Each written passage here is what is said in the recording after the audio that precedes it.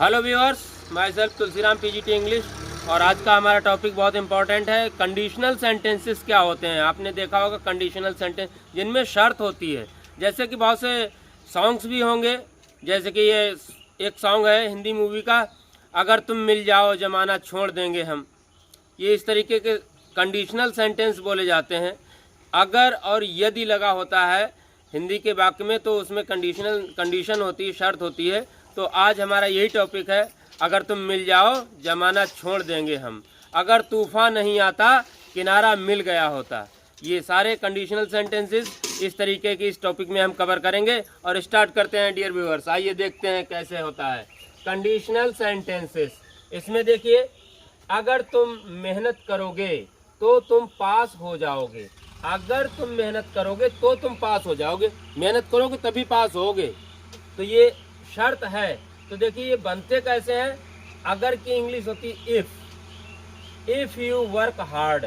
अगर तुम मेहनत करोगे, इफ यू वर्क हार्ड। अब इसमें लगा हुआ है अगर तुम मेहनत करोगे, ये तो फ्यूचर बता रहा है, करोगे तो तुम पास हो जाओगे। दोनों सेंटेंस फ्यूचर इंडेफिनिट टेंस के हैं, सिंपल फ्यूचर के।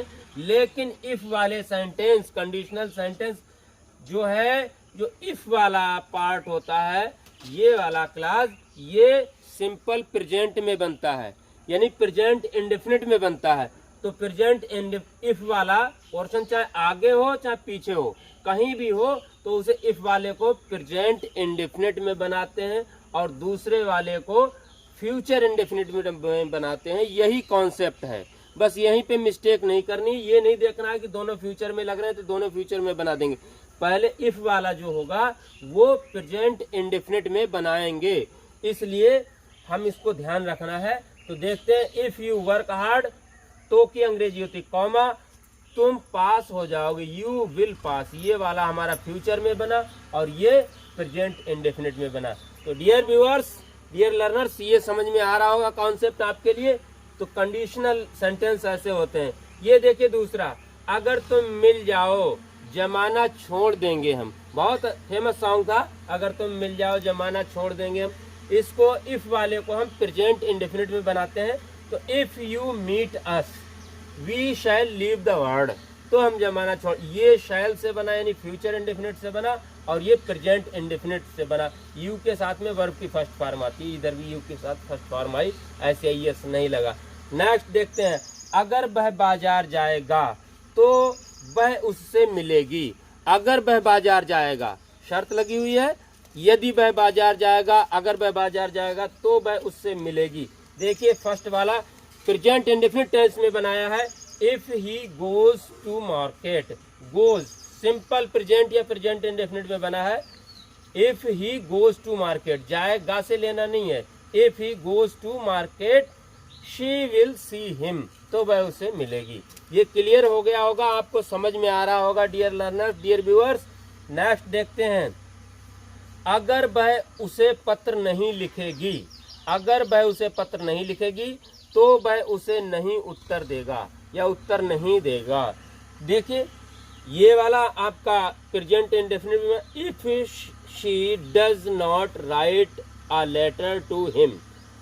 If she does not write a letter to him, अगर वह उसे पत्र नहीं लिखेगी। कॉमा के प्लेस पे आता है, ये तो की जगह पे आता है, या तब या तो की जगह पे कॉमा आ जाता है, तो इसलिए ये कॉमा लगा दिया। वह उसे नहीं उत्तर देगा या वह उसे उत्तर नहीं देगा। He will not respond her. Next देखिए, अगर ये पास्ट में होते हैं दोनों तो कैसे बनते हैं। ये तो फ्यूचर में दोनों थे, अगर पास्ट में दोनों होंगे तो कैसे बनेंगे। देखिए, अगर तूफान नहीं आता किनारा मिल गया होता। ये भी है ना, सॉन्ग है, अगर तूफान नहीं आता किनारा मिल गया होता। ये पास्ट की बात है। तो देखिए पास्ट में जब होते हैं तो हम इफ वाला सेंटेंस हैड प्लस वर्ब की थर्ड फॉर्म में बनाते हैं।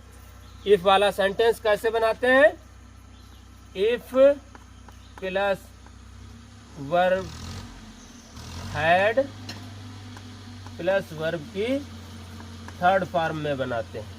और दूसरा वाला नेक्स्ट जो होता है वो हम वुड हैव प्लस वर्ब की थर्ड फॉर्म में बनाते हैं।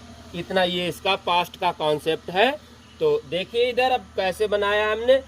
If the storm had not कम, अगर तूफान नहीं आता। इफ वाला सेंटेंस हैड प्लस वर्ब की थर्ड फॉर्म में आता है, कम की थर्ड फॉर्म भी कम ही होती है। If the storm had not come we would have reached the shore. किनारा मिल गया होता, यानी हमें किनारा मिल गया होता, यानी हम किनारे पे पहुंच गए होते। We would have plus verb की थर्ड फॉर्म ऑब्जेक्ट। अगर तूफान नहीं आता, किनारा मिल गया होता। If the storm had not come we would have reached the shore. Next देखिए, अगर वह वहां से भाग गया होता, अगर वह वहां से भाग गया होता तो शेर उसे ना मार पाता। पास्ट में है, दोनों पास्ट में होते हैं। तो इफ वाला हैड प्लस वर्ब की थर्ड फॉर्म से और बाद वाला वुड हैव प्लस वर्ब की थर्ड फॉर्म से बनता है। तो देखिए इसका, अगर वह वहां से भाग गया होता। If he had run away from there, run ran run, run ran run, यहाँ पे थोड़ा मिस्टेक हुआ था। If he had run away from there, अगर वह वहां से भाग गया होता तो the lion would not have killed him, तो शेर उसे ना मार पाता। इसी को पास्ट को ऐसे भी बनाते हैं डियर व्यूअर्स, डियर लर्नर्स। अगर इफ ना लगाएं तो हम हैड स्टार्टिंग में लगा देते हैं। इसका मतलब ये नहीं इंटेरोगेटिव सेंटेंस हो गया, इंटेरोगेटिव नहीं हुआ। हैड से भी इफ की प्लेस पे हैड लगा देते हैं। Had he run away from there, अगर वह वहां से भाग गया होता। The lion would not have killed him, तो हैड से भी बना देते हैं स्टार्टिंग से। अगर कंडीशनल सेंटेंस पास्ट में होता है तो हम हैड से स्टार्टिंग में बना देते हैं।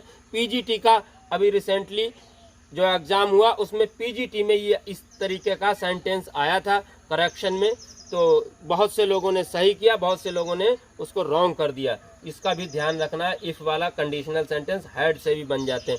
और कंडीशनल निगेटिव होते हैं तो अनटिल और अनलेस से बन जाते हैं। अनटिल या अनलेस से भी बन जाते हैं, लेकिन इनके साथ में कभी भी नॉट का प्रयोग नहीं होता है।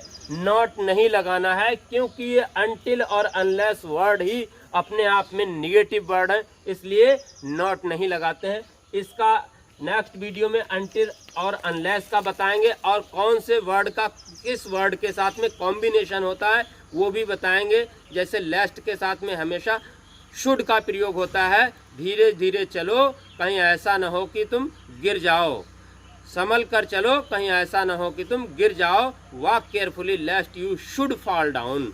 तो इस तरीके से बनाएंगे, धीरे धीरे बोल कोई सुन ना ले। इस तरीके के हमारे लेस्ट के साथ में शुड आता है। कौन कौन से वर्ड के साथ किस किस वर्ड का कॉम्बिनेशन होता है नेक्स्ट वीडियो में हम ये बताएंगे। तो dear viewer, dear learners, enjoy कीजिए और इन रूल्स को देखते रहिए और समझते रहिए। अगर आप मेरे चैनल पे न्यू हैं तो प्लीज़ मेरे चैनल को सब्सक्राइब कीजिए, बेल आइकन प्रेस कीजिए, शेयर कीजिए, लाइक कीजिए। Thank you, have a nice day. Real knowledge में, रियल एजुकेशन में आप सीखते रहिए। ग्रामर मैं सिखाता रहूँगा और आपको बेस्ट नॉलेज देने की कोशिश करता रहूँगा। Thank you, have a nice day.